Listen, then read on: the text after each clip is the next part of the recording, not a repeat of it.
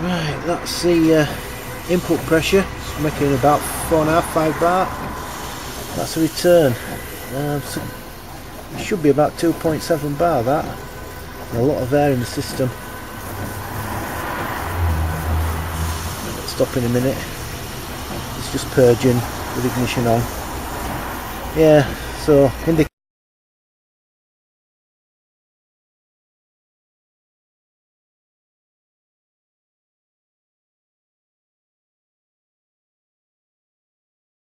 Isn't that meter key? That's right. it's nice and clean out fuel, isn't it? So that's feed, and that's return. The fuel's clean now.